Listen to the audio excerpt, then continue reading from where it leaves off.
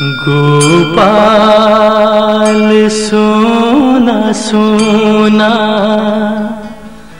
तुम बिन ये ब्रिज है सारा। गोपाल सोना सोना तुम बिन ये ब्रिज है सारा। आजा रोता है ब्रिज ये सारा।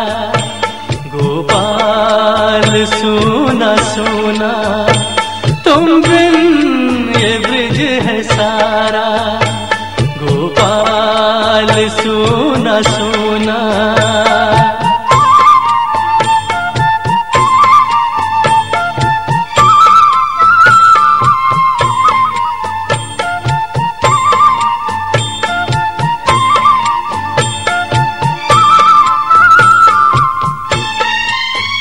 सोनी है ब्रिज की गलियां, सोना है कुंज सारा।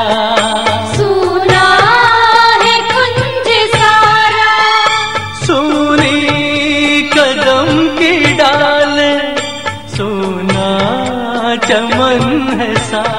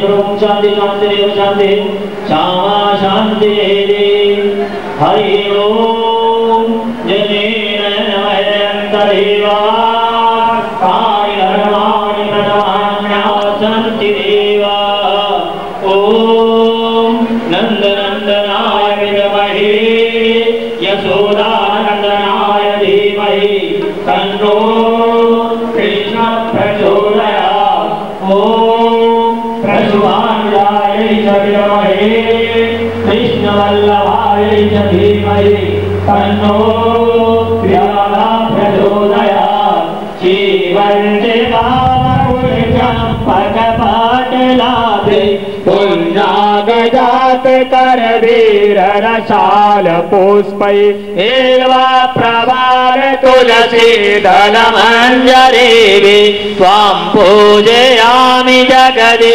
स्वरमे प्रसीद नानासुगन्ध पुष्पाणि यथा कालोद्भवानि च पुष्पाञ्जलिं मया दत्ता ग्रहणां परमेश्वर मन्त्रपुष्पाञ्जलिं समर्पयामि पुराणपुरुषोत्तमाय नमः। भागवत भगवान की है, वृंदावन बिहारी लाल की है, सुखदेव जी महाराज की है, सुखदेव भगवान की है। जय जय श्री राधे।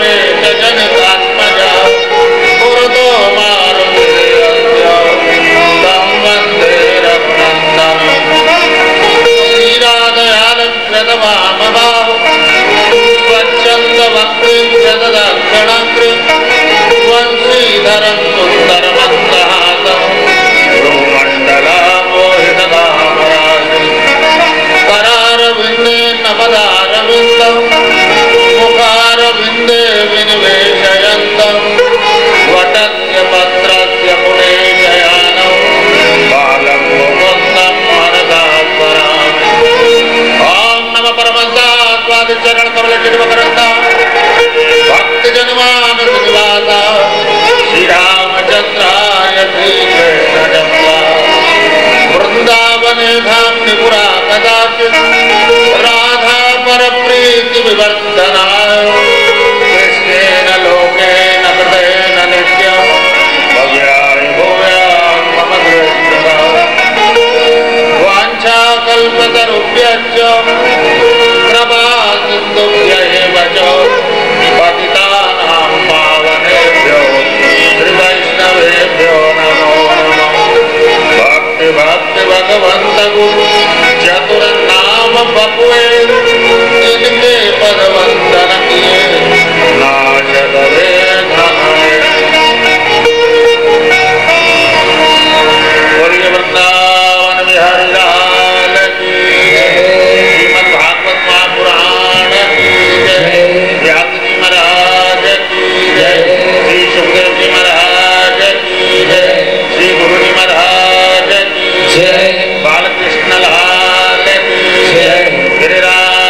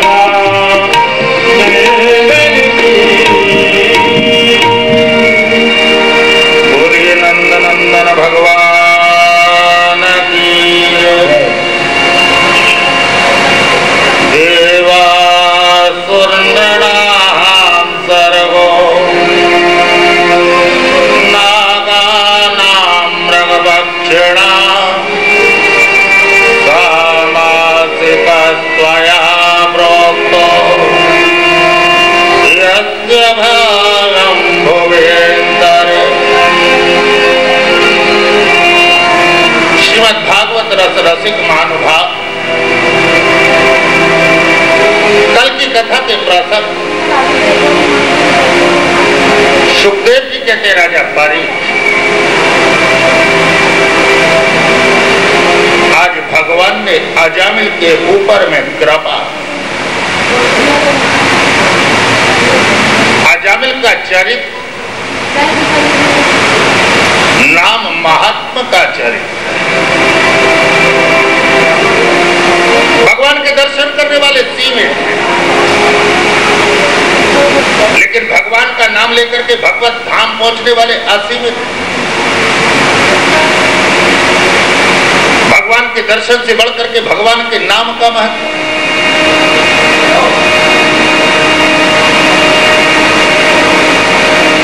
जिसने एक बार भी जीवन में प्रभु के नाम का स्मरण कर लिया,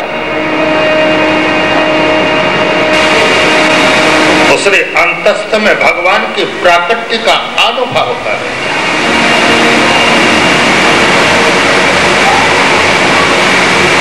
जिसने एक बार भी जीवन में प्रभु के नाम का आश्रय लेकर के अपने आप को प्रभु के चरणार विंद में समर्पित किया, उसके मन के संपूर्ण मनोरथ परिपूर्ण होगा।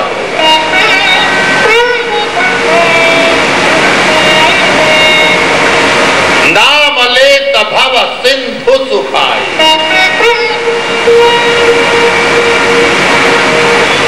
जिस समय गोस्वामी जी महाराज रामचरितमानस की संरचना की और रामचरितमानस की संरचना करके संसार के प्राणी मात्र को अवगत कराया कि अगर इस भवसागर को पार करना है तो प्रभु के नाम का आश्रय लेना होगा। सारे सांसारिक प्राणियों ने गोस्वामी जी महाराज का घिराव कर लिया और गोस्वामी जी महाराज से कहने लगे, बाबा जब नाम में इतनी सामर्थ्य है कि नाम लेकर के भवसागर को पार करना संभव है, तो आपने इतना बड़ा समुद्र बना ही क्यों दिया? बाबा इसे थोड़ा छोटा करो ना। बाबा ने प्रभु के नाम का स्मरण किया और स्मरण करते करते इस भवसागर को जलाशय तालाब बना दिया। जब तालाब बन गया तो कहने लगे, बाबा जब समुद्र से आप तालाब बना सकते हो तो बाबा और इसे छोटा कर। बाबा ने अब की बार कुआं बना दिया। कहने लगे अब तो कोई समस्या नहीं। सारे सांसारिक प्राणी कहने लगे, बाबा अब तो सबसे बड़ी समस्या हो गई। समुद्र में डूबते तो ज्वार भाटा से कम इस किनारे से दूसरे किनारे तक तो पहुंच जाते, क्योंकि समुद्र किसी को डुबोता नहीं है। यह समुद्र की मर्यादा है। जलाशय में डूबते तो कम से कम पुकारते तो कोई सुनने वाला तो होता, लेकिन बाबा अगर इस कुएं में डूब गए तो कोई सुनने वाला भी नहीं है। बाबा ऐसा क्यों नहीं करते कि आप अपने नाम के माध्यम से इस कुएं को बंद कर दो?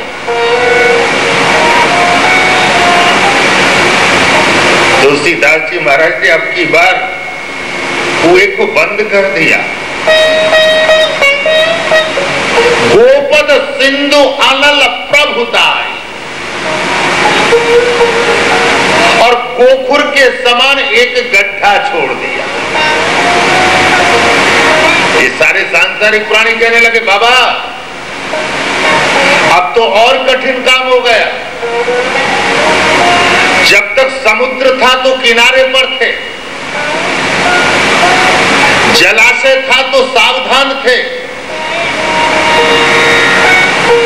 कुआं था तो भय था, लेकिन अब ये जो आपने गड्ढा बना दिया इसका तो पता ही नहीं चलेगा, और जब पता नहीं चलेगा हम चलेंगे तो चलते चलते ठोकर लग जाएगी, बाबा गिर जाएंगे। बाबा नाम में तो इतना महात्मा है, नाम में तो इतना दिव्य स्वरूप है कि जो नाम लेता है वो गिरता नहीं है, जो नाम लेता है प्रभु से उठा करके अपने धाम की प्राप्ति करा देता है। बाबा इस गड्ढे को बंद कर। बाबा ने कहा अच्छा। अब की बार बाबा ने इस गड्ढे को बंद कर दिया, समतल भूमि कर दी। नाम ले तभव सिंधु कहने लगे अरे सांसारिक जीवो, अब तो तुम्हें कोई भय नहीं है, अब तो कम से कम भगवान के पास नाम लेकर के पैदल पैदल जा सकते हो। तत्काल गोस्वामी जी महाराज के चरण पकड़ लिए और चरण पकड़ करके कहने लगे बाबा अब हमें कोई संसार का भय नहीं है, अब भगवान के नाम का आश्रय लेंगे और भगवान के नाम का आश्रय लेकर के इस संसार से मुक्त होकर के संसार के बनाने वाले के चरणों का आश्रय प्राप्त करें।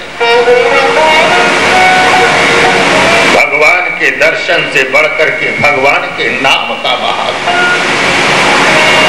विश्वास नहीं है तो हनुमत लाल महाराज से पूछ।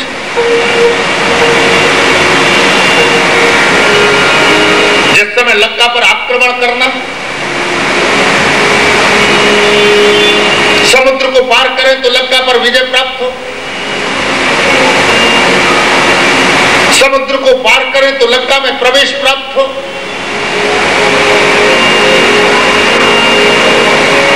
मर्यादा पुरुषोत्तम भगवान श्री राम 3 दिन तक समुद्र से अनुनय विनय प्रार्थना करने लगे कि हे समुद्र में मार्ग दे दो। लखनलाल जी को ये प्रिय नहीं लग रहा। लखनलाल मनी मन में विचार करने लगे कि दादा राम हाथ जोड़ करके बैठे हैं और समुद्र पर कोई प्रभाव ही नहीं पड़ रहा। अगर मुझसे दादा राम जरा संकेत करते हैं तो एक ही बाढ़ में समुद्र को सुखा दे। लखन शेषा बता जब 3 दिन व्यतीत हो गए और समुद्र ने मार्ग देख दिया, प्रभु श्री राम से रहा नहीं गए।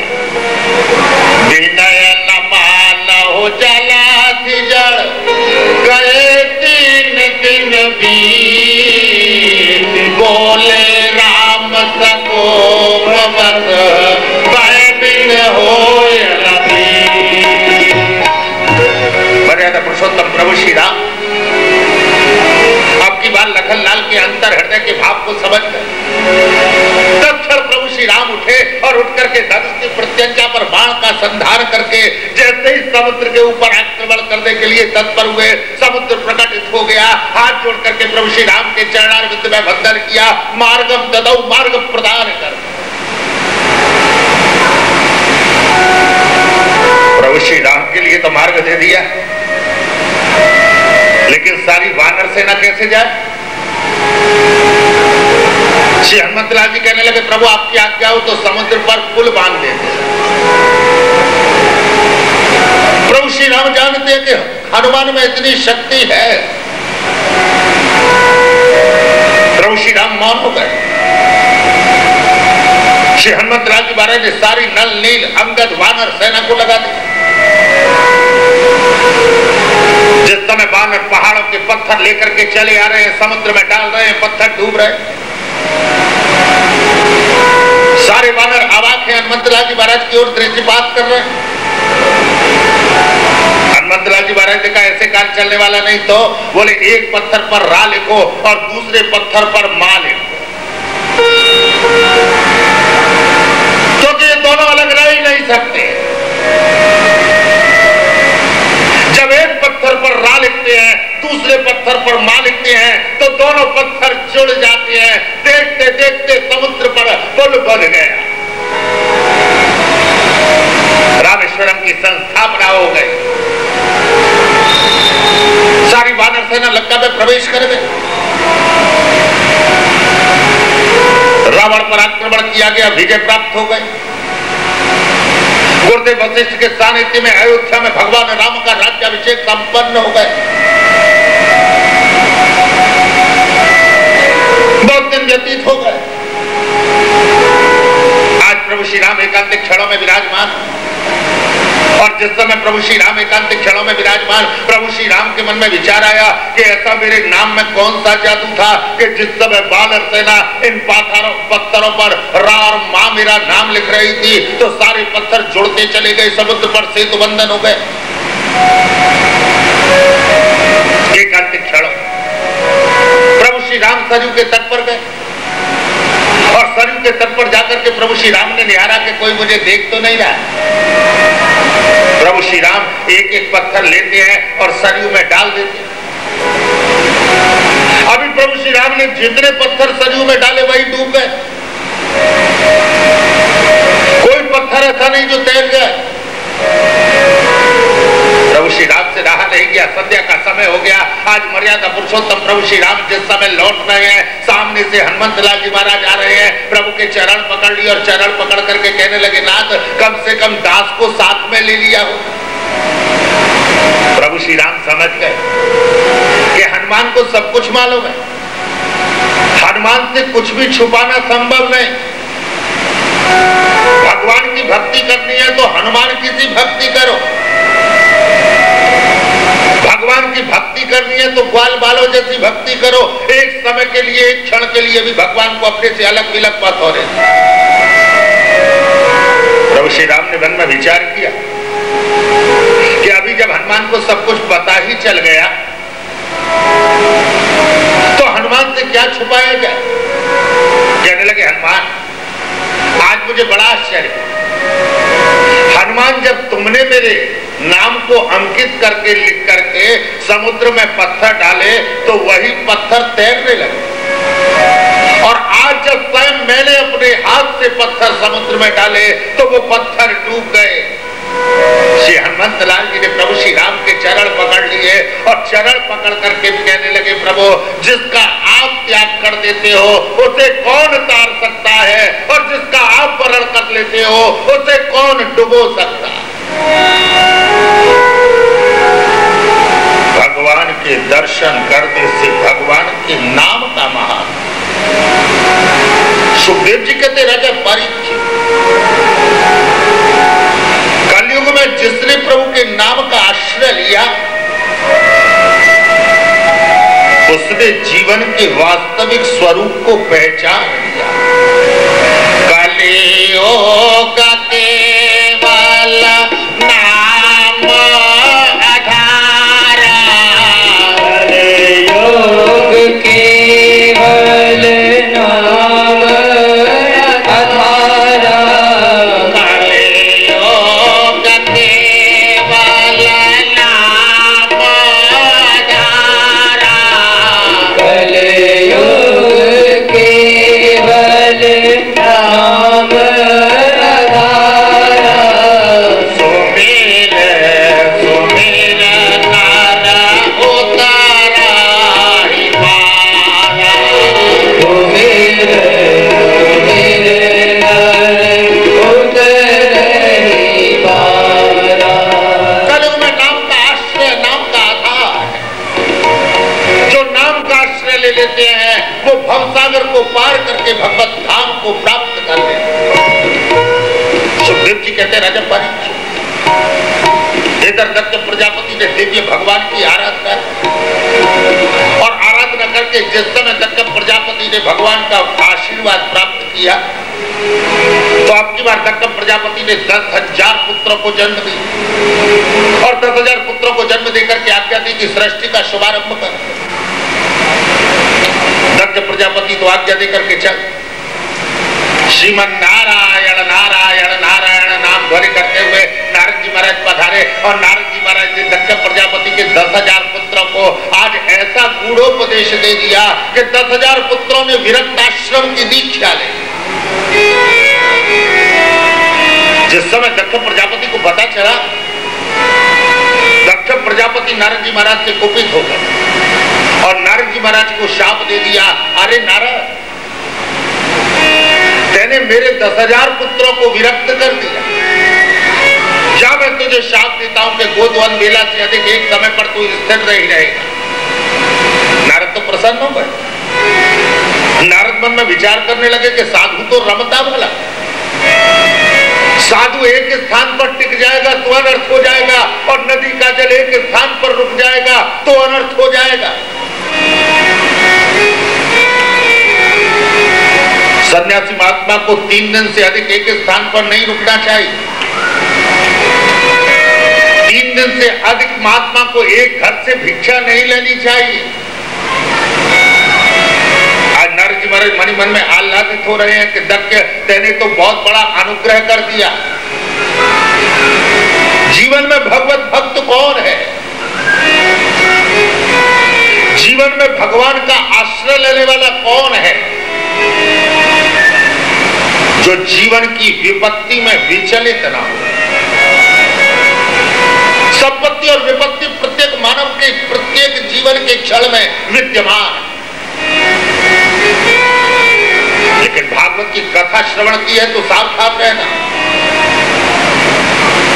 संपत्ति आए तो बहुत अधिक सुखी मत होना और विपत्ति आए तो बहुत अधिक दुखी मत होना। संपत्ति और विपत्ति के क्षण को समान रूप से अपने अंतस में जागृत करो।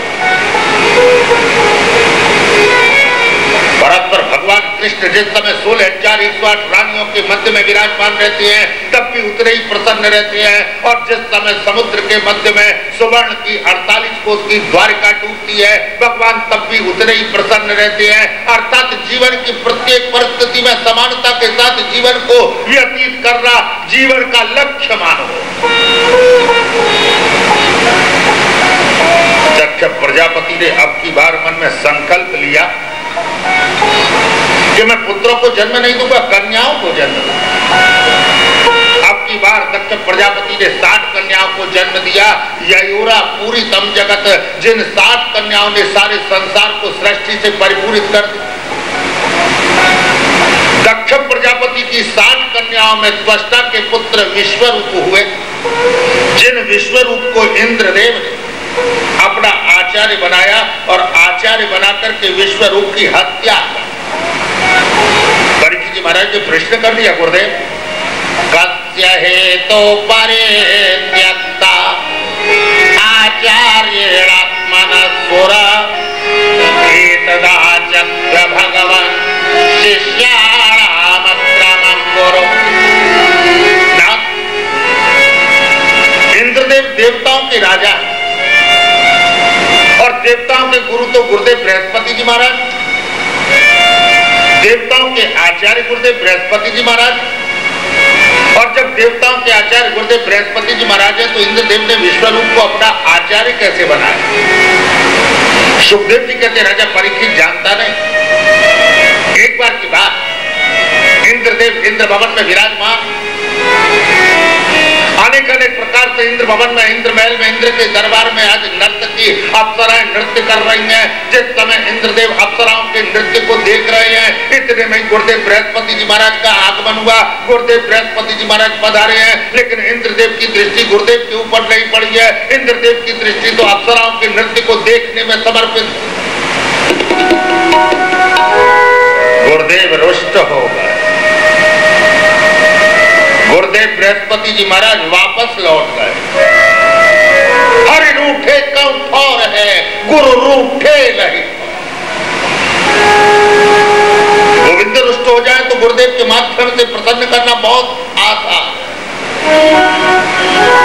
लेकिन गुरुदेव रुष्ट हो गए तो गुरुदेव को प्रसन्न करना बहुत कठिन है। गुरु कौन है? गु अर्थात अंधकार, रू अर्थात प्रकाश, जो हमारे जीवन के हृदय के अज्ञान रूपी अंधकार को ज्ञान रूपी प्रकाश में प्रस्फुटित करते हैं, आलोकित करते हैं, प्रकाशित करते हैं, वही तो गुरु कहलाने के अधिकारी। जीवन में जैसे माता पिता को बदला नहीं जा सकता, ऐसे ही गुरुदेव को भी बदलना संभव नहीं है। एक एक क्षण सावधानी पूर्वक श्री गुरुदेव ने जो मंत्र दिया उसका आश्रय लेकर के उसका स्मरण करना चाहिए। संसार का व्यक्ति तो यहां पर भी स्वार्थ कर लेता। हमारे वृंदावन में तो बहुत सारे आश्रम हैं।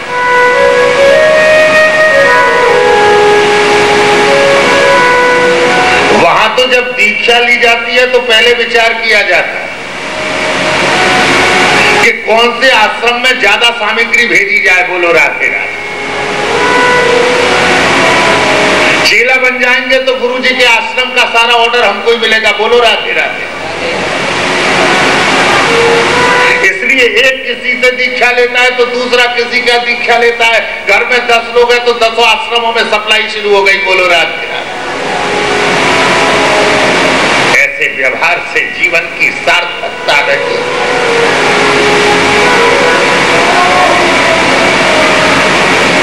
एक महात्मा ने दीक्षा ली। दीक्षा लेने के बाद मैं गुरुदेव के आश्रम में निवास कर रहा। गुरुदेव त्यागी हैं।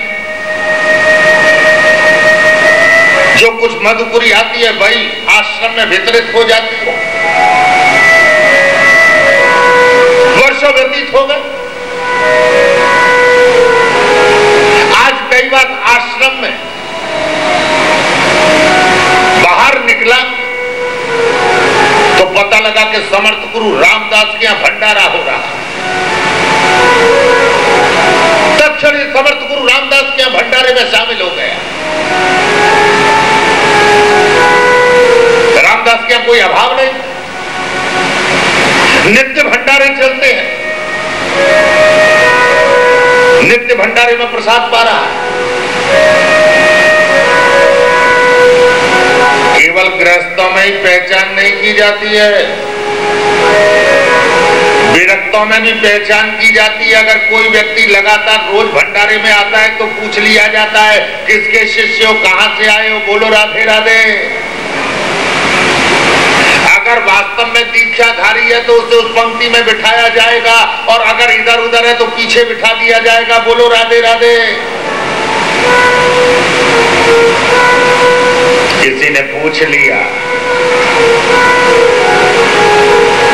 अभी उत्तर क्या दे, मौन हो गया और दर्शन कर दिया कि मैं बोलता नहीं हूं, मौनी बाबा। लेकिन मन में संकल्प किया कि ऐसे तो काम चलने वाला है। अवसर पाकर के समर्थ गुरु रामदास के पास पहुंच गया और समर्थ गुरु रामदास के चरण पकड़ करके कहने लगा गुरुदेव मुझे आप अपना शिष्य बना दो। गुरु रामदास पहचान गए। कहने लगे शिष्य तो मैं बनाऊंगा लेकिन सत्य सत्य ये बता कि पहले तैने किसको अपना गुरु बनाया। अगर सत्य बता देगा तो तुझे मैं अपना शिष्य बना लूंगा। इसने मन में विचार किया कि समर्थ गुरु रामदास का शिष्य बन जाऊंगा तो नित्य प्रति चकाचक ये माल घुटते रहेंगे और पाने के लिए प्रसादी मिलती रहेगी। बोलो राधे राधे। मंत्र से कोई लेना देना नहीं था, जीवा के स्वाद से लेना देना था। कहने लगा गुरुदेव अब आपने कहा है कि सत्य कह दे तो अब आपसे तो मैं झूठ बोलूंगा नहीं, क्योंकि मैंने तो आपको हृदय से अपना गुरु मान लिया है। मैंने तो पहले उन्हें अपना गुरु बनाया। अब आप मुझे मंत्र दे दो। समर्थ गुरु रामदास कहने लगे मंत्र तो तब दूं जब पहला जो मंत्र है उसे तू बाहर करे। गुरुदेव बताओ ना कैसे उस मंत्र को बाहर किया जाएगा। बोले एक काम कर, मुंह में जल भर और जल भर के कुल्ला करके उस मंत्र को बोल करके बाहर पत्थर पर छोड़ दे। जब वो मंत्र बाहर निकल जाएगा तब मैं तुझे अपना मंत्र दे दूं। इस जीवा की आसक्ति के कारण तत्क्षण इसने वैसा ही किया। जल भरा और जल भर के मुंह में कुल्ला करने लगा मंत्र बोल करके। जिस समय पत्थर पर डाला तो वही मंत्र पत्थर पर अंकित हो गया। समर्थ गुरु रामदास के चरण पकड़ करके कहने लगा गुरुदेव मैंने मंत्र बाहर त्याग दिया है, अब आप मुझे मंत्र दे दो। समर्थ गुरु रामदास ने हाथ उठाया और हाथ उठा करके इसके मस्तक पर एक चपत लगाए। कहने लगे मूर्ख, जिन गुरुदेव का मंत्र इस जड़ पर भी चैतन्य की तरह अंकित हो गया, अरे तेरे हृदय रूपी अंतस्थ में आज तक जब वो मंत्र संस्थापित नहीं हो पाया तो मेरा मंत्र तेरे कहां से संस्थापित होगा। इतना कह करके जैसे ही चपत लगाई तत्क्षण इसकी समाधि लग गई। गुरुदेव ने जो मंत्र दिया था उस मंत्र में तन्मय हो गया। अंतिम काल में विमान आया, भगवत धाम की यात्रा।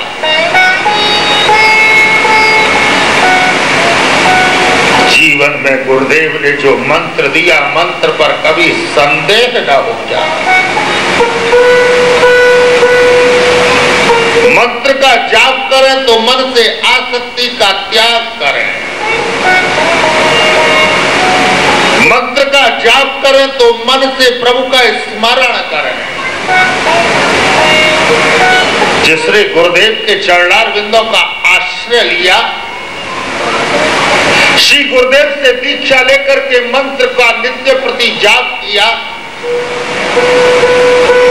उसने तो इस लोक और परलोक दोनों को सुधार करके भगवत धाम में प्रवेश करने का अधिकार प्राप्त कर लिया।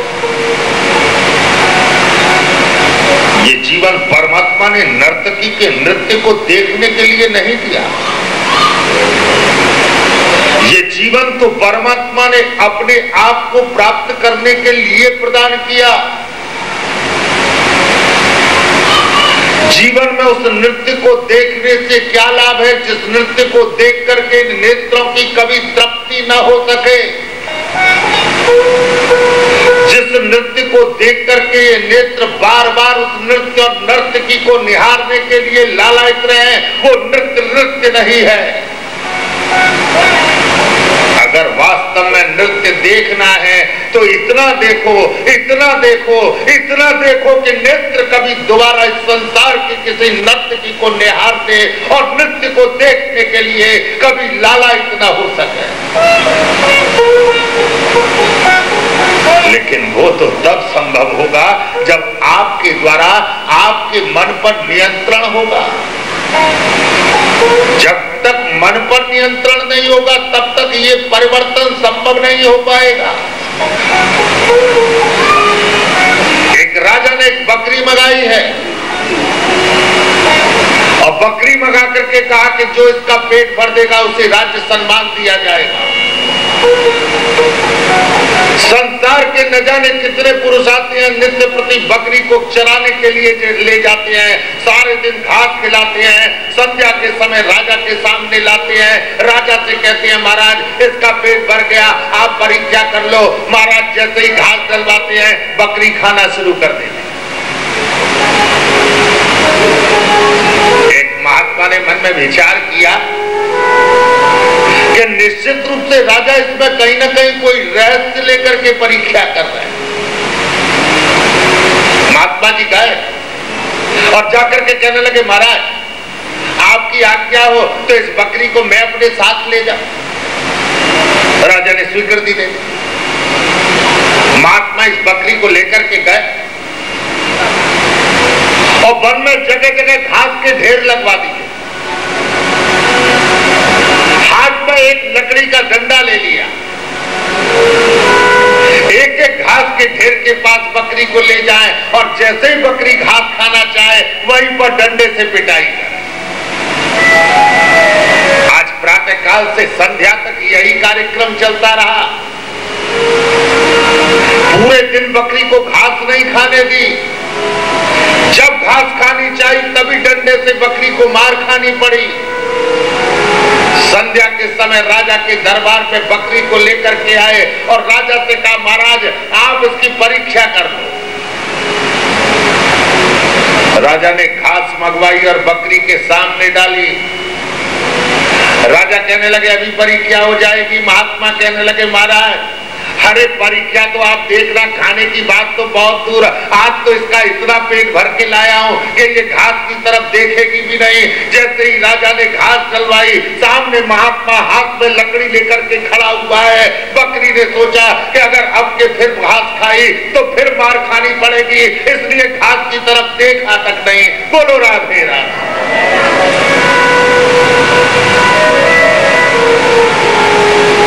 जीवन में यदि नियंत्रण करना है तो मन पर नियंत्रण करो।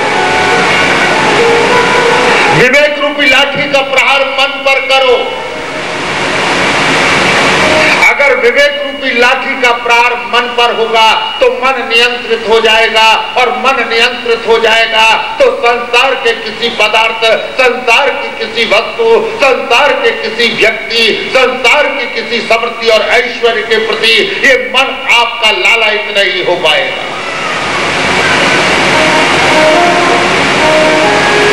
सुखदेव जी कहते हैं राजा परीक्षित, अगर जीवन को सुधारना है तो नर्तकी को उल्टा करके लिखो। जब नर्तकी को उल्टा करके लिखोगे तो कीर्तन होगा, अर्थात जब आप कीर्तन करोगे और कीर्तन करते करते संसार के बनाने वाले को रिझाने के लिए जब आप अपने आराध्य के सामने नृत्य करोगे तो आपको किसी के नृत्य को देखने की आवश्यकता नहीं है, सारा समूह आपके साथ नृत्य करेगा। और जब संसार के बनाने वाले को रिझाने के लिए नृत्य करोगे तो जीवन सुधरेगा।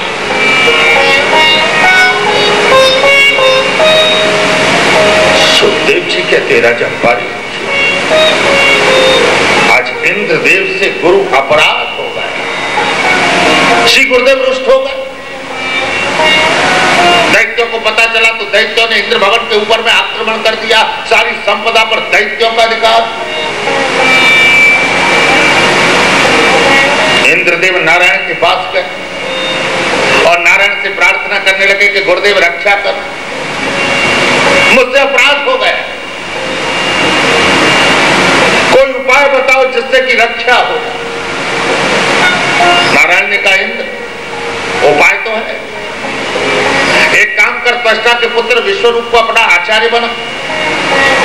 विश्वरूप के पास में नारायण कवच की अमोघ विद्या है, नारायण कवच का उपदेश ग्रहण कर।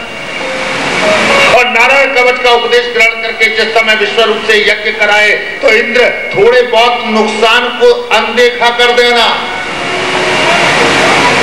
ये विश्वरूप की ननिहाल दैत्यों में है, इसलिए विश्वरूप जब यज्ञ कराएंगे और जैसे ही मौका मिलेगा अपने ननिहाल वालों को आहुति जरूर दे देंगे। लेकिन इंद्रदेव वहां दृष्टिपात मत करना, यज्ञ पूर्ण करना, तेरा मनोरथ परिपूर्ण हो जाएगा।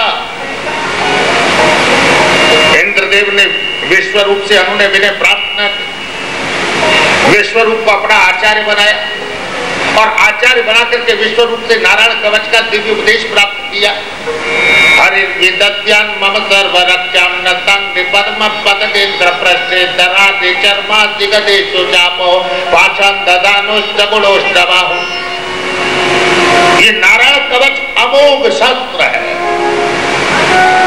जो नित्य प्रति नारायण कवच का पाठ करते हैं संसार की कोई आदि व्याधि कष्ट भूत प्रेत पीड़ा उस जीव को ग्रसित और त्रसित नहीं कर सकते। जो अगन्यास करन्यास सहित नारायण कवच का पाठ करते हैं त्रैलोक के लक्ष्मी बुझे, त्रिलोक की लक्ष्मी उनके अधीन होती। एक दो जन तो सोच रहे होंगे कि नारायण कवच कर लेंगे 108, कम से कम त्रिलोक की लक्ष्मी तो मिल जाएगी। बोलो राधे राधे। लेकिन सावधान है, ये लक्ष्मी बड़ी चंचला और चपला है। ये आती बाद में और व्यक्ति को विचलित पहले कर देती है। बोलो राधे राधे। इसलिए लक्ष्मी को यदि स्थिर रखना चाहते हो तो पहले नारायण का आश्रय लेना। अगर नारायण का आश्रय ले लिया तो लक्ष्मी स्थिर बनी रहेगी, क्योंकि लक्ष्मी पतिव्रता।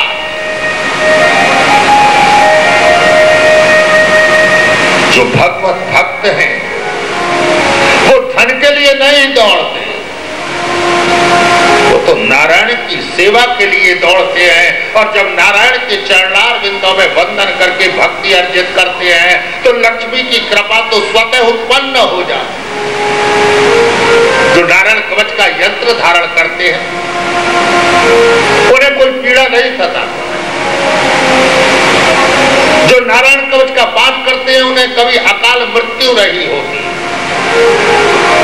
आज इंद्रदेव ने नारायण कवच का उपदेश प्राप्त किया और नारायण कवच का उपदेश प्राप्त करके विश्वरूप से जिस समय आपने यज्ञ का शुभारंभ कराया, सुखदेव जी कहते हैं राजा परीक्षित अवसर मिलते ही विश्वरूप ने आहुति जिस समय ननिहाल वाले दैत्यों को प्रदान की, इंद्रदेव से देखा नहीं गया।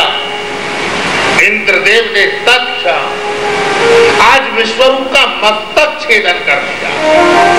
तस्यासन विश्वरूपस्य शिरांत